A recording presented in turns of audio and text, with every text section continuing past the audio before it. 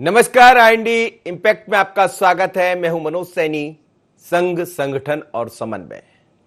RSS प्रमुख 3 दिन मध्य प्रदेश में रहेंगे और मध्य प्रदेश ही नहीं कहेंगे बल्कि उत्तर प्रदेश और मध्य प्रदेश की बॉर्डर पर रहेंगे चित्रकूट में। आरएसएस का मंथन है और मंथन पे निकल कर क्या आएगा? क्या एमपी से लेकर यूपी तक ये मंथन चलेगा, मास्टर प्लान होगा या फिर 5 राज्यों के चुनाव पर यह फोकस रहेगा? क्योंकि संघ संगठन के बीच में समन्वय का काम करता है और इस समन्वय से ही भारतीय जनता पार्टी यहां दिखाई भी देती है।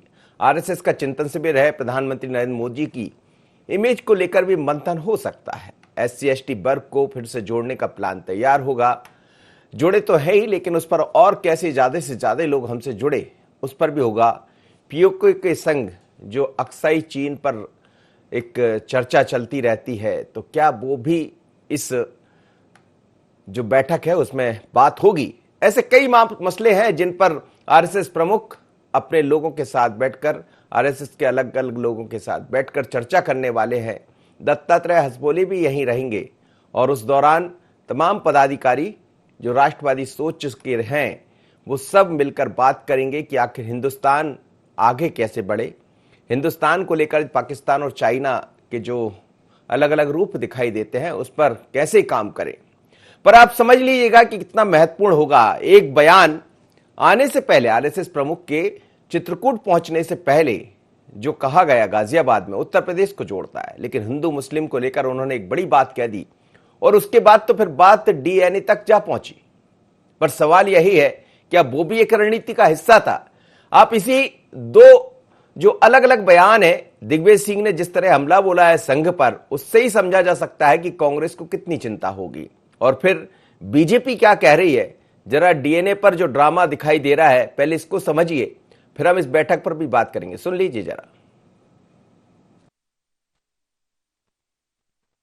जब अगर डीएनए हिंदू और मुसलमान का एक है तो फिर धर्म परिवर्तन के कानून की क्या आवश्यकता है? लव जिहाद कानून की क्या आवश्यकता है? फिर मोहन भागवत जी और ओवैसी का दोनों का डीएनए एक ही है। पूजनीय भागवत जी का मंतव्य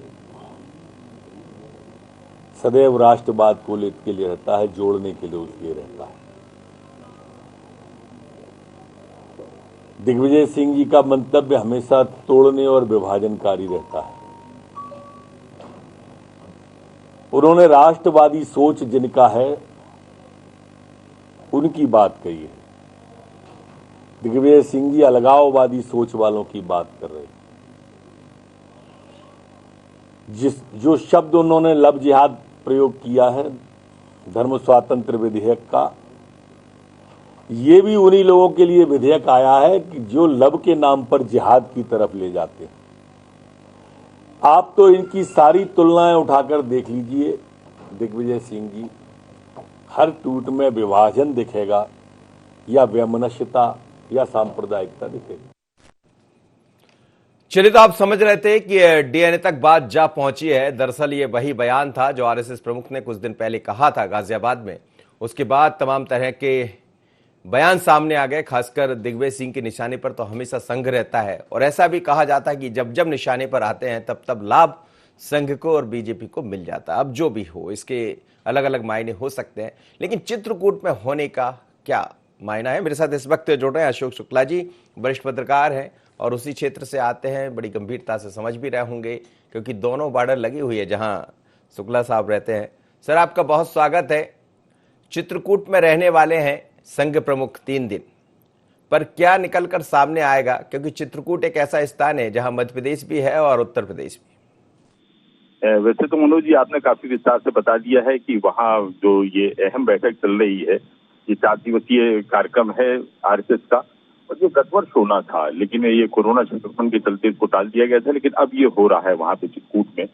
और इसके अंदर की जो बातें हैं वो बाहर तभी आती हैं जब वहां से कोई प्रेस रिलीज आता है, लेकिन मोटे तौर पर ये माना जा रहा है कि जो उत्तर प्रदेश के साथ में और भी 4 राज्यों के चुनाव को लेकर भी कोई रणनीति यहाँ बनेगी। फिलहाल जो ऊपरी तौर पर दिख रहा है तो कोरोना संक्रमण की क्या स्थिति है, तीसरी लहर से निपटने की क्या तैयारियां होनी चाहिए, किस तरह से उससे बचाव करना चाहिए, आक्साई चीन के मामले में भारत का क्या रुख होना चाहिए, उससे निपटने की क्या तैयारी है, पाकिस्तान का जो बालिस्तान है जो लगातार जो है पृथक राष्ट्र की मांग कर रहा है, उस पर क्या आगे भारत की नीति होनी चाहिए। तो बहुत सारे अहम मुद्दे हैं चित्रकूट में। और वहां पर मैं आपको बता दूं कि एक बड़ा घटनाक्रम जो है कल हुआ है चित्रकूट में। यहाँ जो एक बड़ा अमावस्या मेला लगता था उसको जो है टाल दिया गया है, कोरोना कर्फ्यू लगा दिया गया है 30 घंटे का।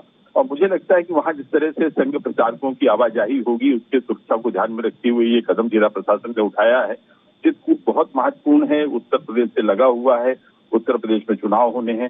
और एक चीज मैं आपको और बता दूं जो मैंने अपनी आंखों से देखा है कि लोकसभा के चुनाव में यही संघ प्रचारक जो थे वो अपने कार्यकर्ताओं की एक टीम लेकर हर लोकसभा क्षेत्र में कार्यरत थे। और भारतीय जनता पार्टी अपने को आरएसएस से भले ये कहती हो कि उनका जो है कोई राजनीतिक रिश्ता नहीं है, लेकिन राष्ट्रीय संगठन मंत्री का पद, जो कोऑर्डिनेशन का पद है, जो पॉलिटिकल कोऑर्डिनेशन का पद है, वो आज भी आरएसएस के खाते में जाता है। तो ये जो चित्रकूट है बहुत अहम है इस समय, जबकि 4 राज्यों के चुनाव भी हैं, 5 राज्यों के चुनाव होने हैं भविष्य में, और कोरोना की स्थिति है, बाकी भी मुद्दे हैं। जो मुसलमानों के संबंध में एक बयान दिया है, तो मैं आपको बता दूं कि चित्रकूट से लगा एक बड़ा इलाका जो है मुस्लिम बहुल आबादी का क्षेत्र है। यहाँ वनवासी भी बहुत हैं, आदिवासी भी बहुत हैं। तो ये सब तमाम चीजें हैं जिससे ये 4 दिवसीय अहम बैठक में जो है चिंतन मनन होगा। और अंदर क्या हो रहा है, व्यापक सुरक्षा इंतजाम है, 300 जवानों को यहाँ पे तैनात किया गया है। आप अंदर तभी जा पाते हैं जब उनकी अनुमति होती है, इसलिए अंदर की खबरें भी बाहर तब आती हैं जब वहां से कोई प्रेस रिलीज आता है। तो इंतजार करना होगा कि देखिए वहां क्या हो रहा है। जी बिल्कुल, आप ठीक कह रहे हैं सर। और खैर यही संघ है, संघ की बातें बाहर बाद में ही आती है जब एक विधिवत तरीके से प्रेस नोट जारी होता है या क्या। लेकिन स्वाभाविक तौर पर जब चित्रकूट में कोई बैठक होगी तो चित्रकूट के घाट पर भई संतन की भीड़ आपने सुना होगा, तो इस समय तो भीड़ लग रही है वहां पर। लेकिन क्या निकल कर सामने आएगा। मेरे साथ 2 मेहमान जुड़ रहे हैं। नागेंद्र सिंह जी हैं, वरिष्ठ विधायक भारतीय जनता पार्टी के। नीलांशु चतुर्वेदी हैं, विधायक कांग्रेस के। आप सभी मेहमानों को बहुत स्वागत है। नागेंद्र जी, क्या कहेंगे? हालांकि संघ और भारतीय जनता पार्टी एक ही माने जाते हैं, भले ये कहते रहे हम, लेकिन संघ की जो बैठक है चूंकि चित्रकूट में हो रही है, आने वाले वर्षों में उत्तर प्रदेश में चुनाव भी होना है और उससे पहले कई तरह की ऐसी स्थितियां हैं। और आने से पहले हमें गाजियाबाद में एक बयान भी देखने को मिला जो हिंदू मुस्लिम एकता को लेकर कहा गया था। क्या मायने निकालें इस बैठक के? देखिए, संघ और भारतीय जनता पार्टी के संबंध की चर्चाएं कई बार हो चुकी हैं और काफी स्पष्टीकरण इसका किया जा चुका है। यहाँ पर हम संघ के कुछ विचारों से पूरी तरह से सहमत हैं, इसमें 2 मत नहीं है।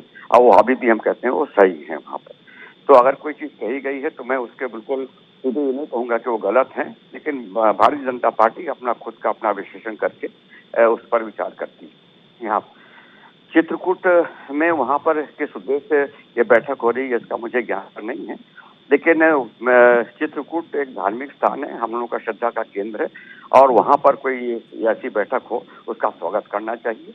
एंड वहाँ पर धार्मिक दृष्टि से जितने लोग जब एकत्रित होते हैं तो व्यवस्थाएं में सुधार अगर होता है तो इसमें किसी प्रकार की आपत्ति नहीं। जी जी।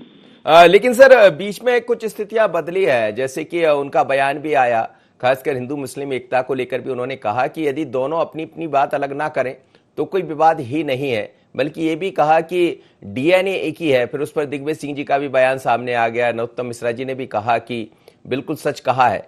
तो क्या ये माना जाए कि जो स्थितियां इस समय देश और प्रदेश में दिखाई दे रही है, स्वाभाविक तौर पर इन पर चर्चा तो होगी वहां पर? देखिए, मैं जनसंघ के समय से पार्टी में जुड़ा हुआ हूँ 1969 से, और मुझे बहुत प्रारंभिक भाषण हमारे संघ के लोगों को जो दिया करते थे, उन्होंने हमेशा ये कहा है कि भारत के मुसलमान मूलतः हिंदू हैं। और उसी चीज को एक तरह से दूसरे शब्दों में आज यहाँ पर दोहराया गया है कि हम लोग का डीएनए एक है। इसमें तो ये साइंटिफिक तथ्य है, इसमें विरोध करने कोई प्रश्न नहीं है, कोई नई चीज हमने नहीं कही। हमने तो केवल ये कहा है कि हमको ये मानना चाहिए कि ये सब जितने हमारे यहाँ पर मुसलमान भाई हैं वो अब कुछ भी सोचते रहे, लेकिन वो अरब देश से यहाँ पर नहीं आए हैं, वो हमारे बीच के ही हैं। मजबूरी वर्ष, परिस्थितियां वर्ष उनका धर्मांतरण करना पड़ गया और उन्होंने धर्मांतरण किया है। जिस दिन वो महसूस कर लेंगे कि हम दोनों एक ही हैं तो हमारे सारे विवाद से समाप्त हो जाएंगे। इसमें कोई नई बात नहीं है, ये बहुत पुरानी बात थी। जी जी। नीलांशु जी, आप तो उसी क्षेत्र के हैं, क्या कहेंगे? बैठक होने जा रही है, लेकिन ऐसा भी कहा जा रहा है कि समन्वय बिठाने का काम होगा सत्ता और संगठन के बीच में। चित्रकूट का जो इतिहास रहा है कि जिसपे विपदा पड़ती है वो चित्रकूट की शरण में आता है। भारतीय जनता पार्टी और संघ का मंथन कोई बहुत बड़े विकास की बात करने नहीं आया है। जो देश के हालात है, जो महंगाई है, जो कोरोना में डेथ हुई है, जो बंगाल में भारतीय जनता पार्टी को झटका लगा है, उस झटके का ये स्वरूप आपको दिख रहा है कि पूरा संघ चित्रकूट में इकट्ठा है। चित्रकूट में रम रहे रहीमन अवध नरेश, जा पर विपदा पड़त है सो आवत यही देश।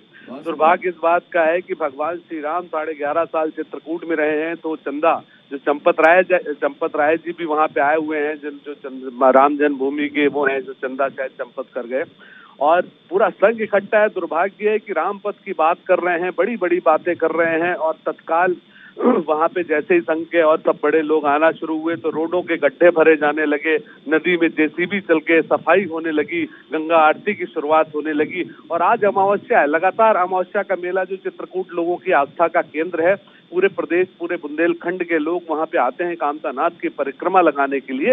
एक बार फिर उस मेले में कर्फ्यू लगा दिया गया, जबकि आरएसएस का इतना बड़ा संघ का शिविर चल रहा है, उसमें कर्फ्यू लगाने की आवश्यकता नहीं थी। दर्शनार्थी और वहां पे जो रोजी रोटी के लिए दुकानदार हैं, ऑटो वाले हैं, उनके लिए फिर से कर्फ्यू लगा दिया गया। भगवान 11.5 साल चित्रकूट में रहे हैं। आप अयोध्या की बात करते हैं, सबसे ज्यादा समय अगर कहीं बीता है श्री राम का तो चित्रकूट में बीता है। चित्रकूट की दुर्दशा के लिए भारतीय जनता पार्टी और आरएसएस के सभी लोग जिम्मेदार हैं, जिन्होंने कभी नजर उठा के नहीं देखी है। इस वजह से आज वहां की दुर्दशा है। जी जी, नागेंद्र जी क्या कहेंगे? आप सुन रहे थे नीलांशु जी कुछ आरोप भी लगा रहे हैं। मैं सुन रहा था। देखिए, विपदा पड़ी है या नहीं पड़ी है, इस विषय में मैं कुछ कहना चाहता हूँ, लेकिन यदि कोई चीज की शुरुआत करने के लिए हम आशीर्वाद प्राप्त करने के लिए चित्रकूट आए हैं तो उसमें अपराध क्या है? वो तो हमारा धार्मिक स्थान है, और हर कार्य प्रारंभ करने के पहले धार्मिक आशीर्वाद प्राप्त किया जाता है, वहाँ करने आए हैं। हम मक्का मदीना तो नहीं गए वहाँ पर, जिनको जाना हो वो जाए, हम तो यही चित्रकूट ही आएंगे आशीर्वाद प्राप्त करने के लिए। जी जी, लेकिन वो कह रहे हैं कि अमावस्या का एक बड़ा मेला था, वो सिर्फ इसलिए रुक गया क्योंकि संघ की वहां बैठक हो रही है और आनन फानन में गड्ढे भरे गए, और जिस रामपथ गमन की बात चल रही थी लंबे समय से, उस पर भी ध्यान नहीं दिया गया। देखिए, अभी रामपथ गमन का अध्ययन बहुत सारे स्कॉलर्स लोग कर रहे हैं। मैं उसमें मैं इस विषय में चाहूंगा कि चित्रकूट का विकास हो। चित्रकूट में कामदगिरी का जो परिक्रमा है वो अच्छा सुंदर बने, वहां पर जो 84 कोस की परिक्रमा है वो भी बने, और पथ का गमन का अभी बहुत सारे विवादित स्थान हैं जहां पर लोगों को मालूम भी नहीं कि वो गए हैं कि नहीं गए हैं, वो सुनिश्चित हो जाए और उसके बाद वह भी बन जाएगा। और अधिकांश जगह तो सड़कें ऑलरेडी बनी हुई हैं, राजमार्ग बना हुआ है, केवल डायरेक्शन देना है कि यहाँ भगवान वहाँ राम पधारे हैं।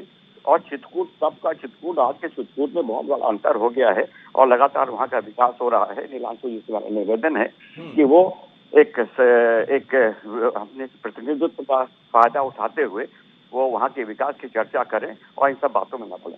विकास की चर्चा ही चल रही। चलिए, आप बने रहिए मेरे साथ। अशोक शुक्ला साहब, आप दोनों को सुन रहे थे, हालांकि बात विकास की तरफ चलेगी। जाहिर सी बात है, जब कोई बड़ा व्यक्ति आता है, और कई बार तो लोग उम्मीदें भी करते कि प्रधानमंत्री जी आ जाए, राष्ट्रपति आ जाए, संघ प्रमुख आ जाए, तो जो काम बरसों से नहीं होते हैं कम से कम वो होने तो लगते हैं, और कुछ हद तक सरकारें वहां देखने लगती। सरकार कोई भी हो, बीजेपी की हो या कांग्रेस की, जब कभी कोई प्रमुख आता है तो ये दिखाई देता।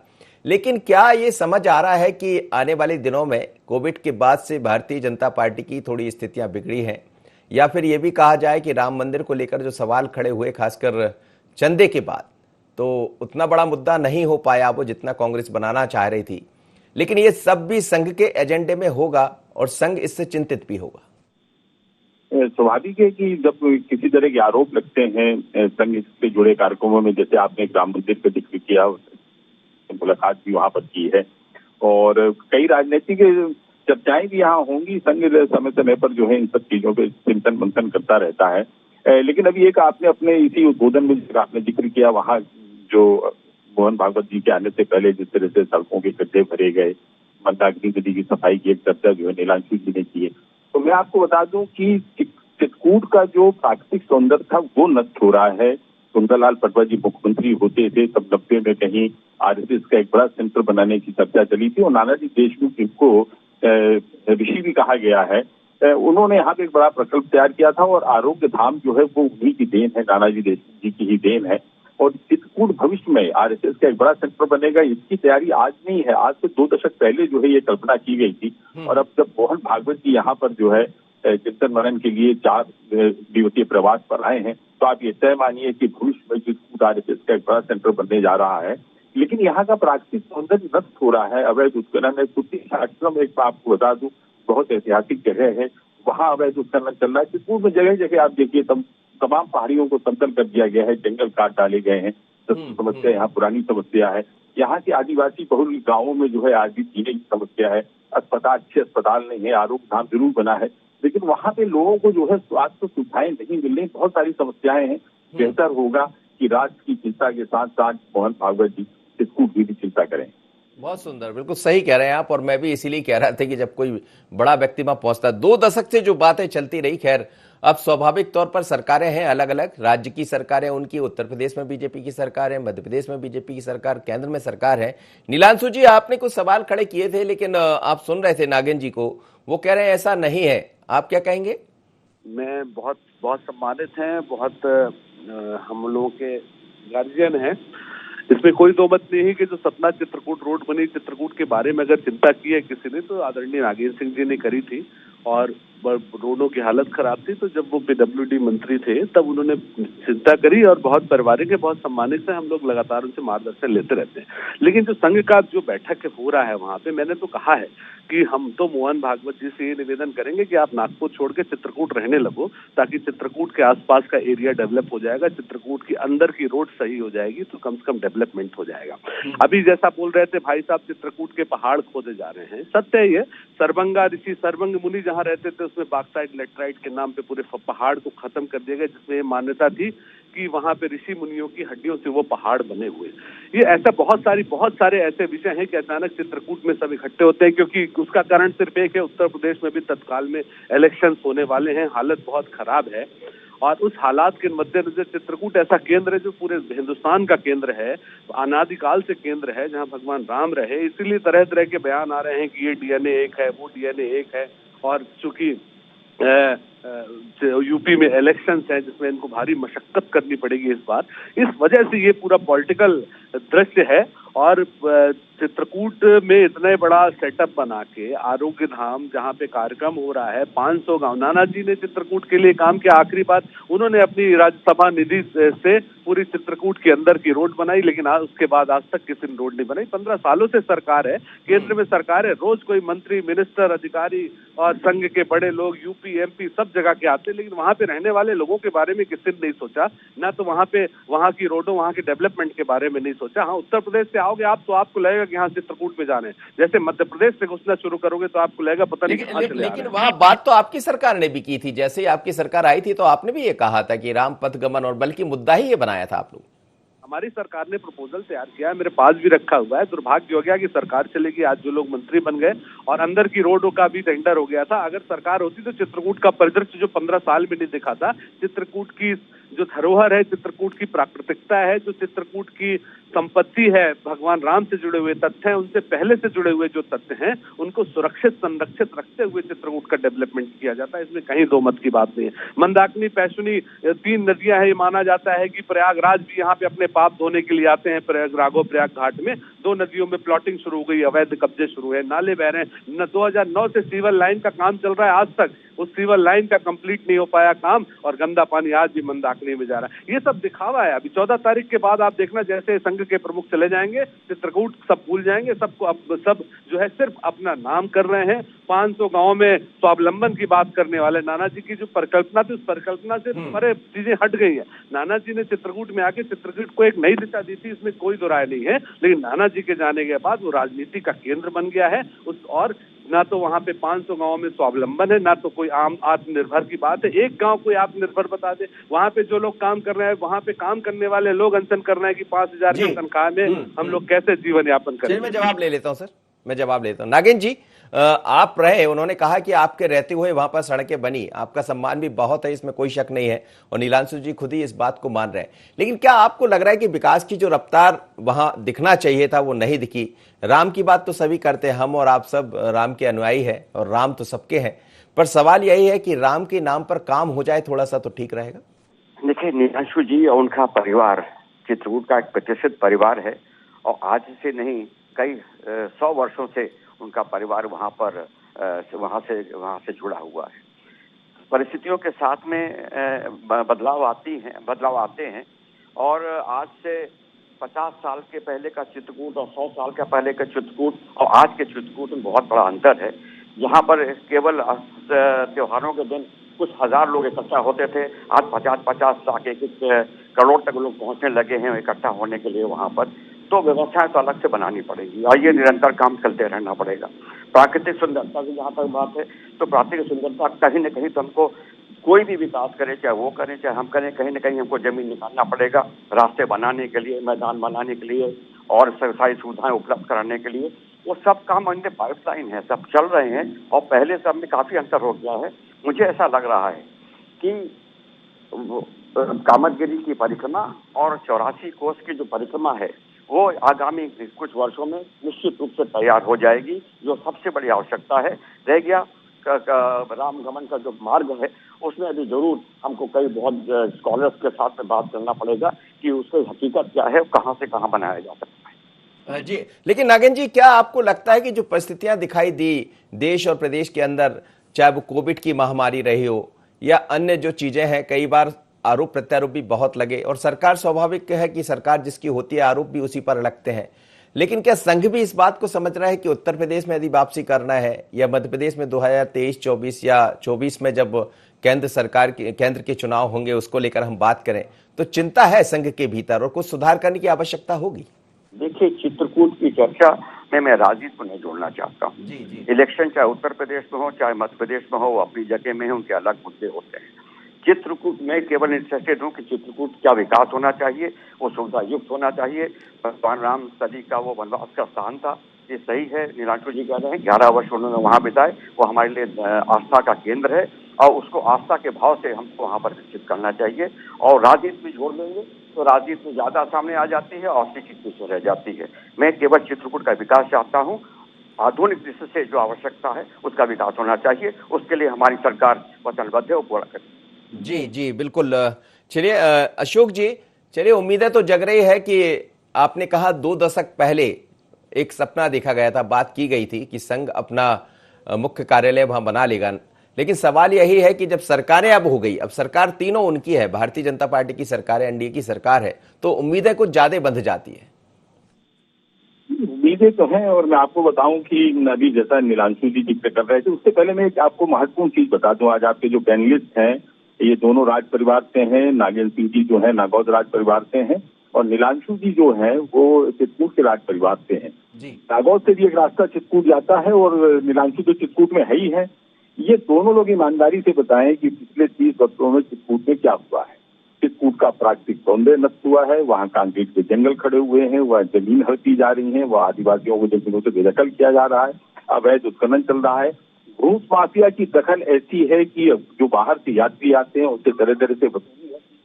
ये तमाम चीजें जो अराजकता है, चित्रकूट की सबसे पहले जो अराजकता है, प्रशासनिक अराजकता हो चाहे राजनीतिक अराजकता हो या डाकुओं का जो वहाँ दबदबा है। हालांकि नागेंद्र सिंह जी जब गृह मंत्री थे तब वहां पे उन्होंने संकल्प लिया था कि वो चित्रकूट को जो है डाकुओं से मुक्त कराएंगे और मैं ये कहता हूँ कि काफी हद तक वहां पे जो है डकैत समस्या तो नहीं है लेकिन तमाम तरह की समस्याएं हैं। तो चित्रकूट को सबसे पहले जो है आप आदर्श बनाइए। वो राम का स्थान था, राम ने यहाँ पे अपने पिताजी का श्राद्ध भी किया था, इसका भी जिक्र आया है, वेदों में आया है, तमाम जो पौराणिक कथाएं हैं उनमें भी आया है। तो चित्रकूट का हर तरह से महत्व है, इसका राजकीय महत्व है, इसका धार्मिक महत्व है, इसका ऐतिहासिक महत्व है। और 2 राज्यों के बीच में चित्रकूट जिस तरह से बटा हुआ है ये एक बड़ी समस्या है। अभी कोई एक पैनलिस्ट ये शायद मेरे ख्याल से नीलांशु जी कह रहे थे कि उत्तर प्रदेश से आने वाली सड़कें चमचमाती हैं और मध्य प्रदेश से जाने वाली सड़कें जो हैं बदहाल हैं। बेहतर ये होगा कि चित्रकूट किसी एक राज्य का हिस्सा बने।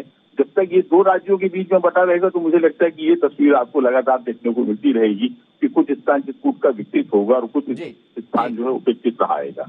जी चलिए सर, बहुत बहुत धन्यवाद नागिन जी, नीलांशु जी और अशोक जी, आपका तीनों बड़े वरिष्ठ मेरे साथ जुड़े थे और एक चर्चा जो हम चाह रहे थे, कई दफा हम बात कुछ करते हैं लेकिन उस जगह तक पहुंच जाती है और हम लोग की मंशा भी यही होती है कि कैसे जब कोई बड़ा नेता, कोई बड़ा संघ का व्यक्ति वहां पहुंचे, या कांग्रेस के हो या बीजेपी के, तो ये माना जाता है कि जब कोई बड़े लोग आते हैं तो विकास की एक रफ्तार वहां दिखने लगती है, चिंताएं होने लगती सत्ता में बैठी पार्टियों को, वो चाहे बीजेपी की हो या कांग्रेस की।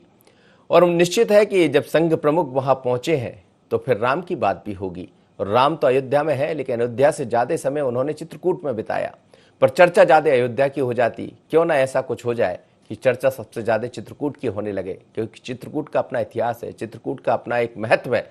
और इस महत्व को क्या अब संघ प्रमुख के आने से और महत्व मिलेगा?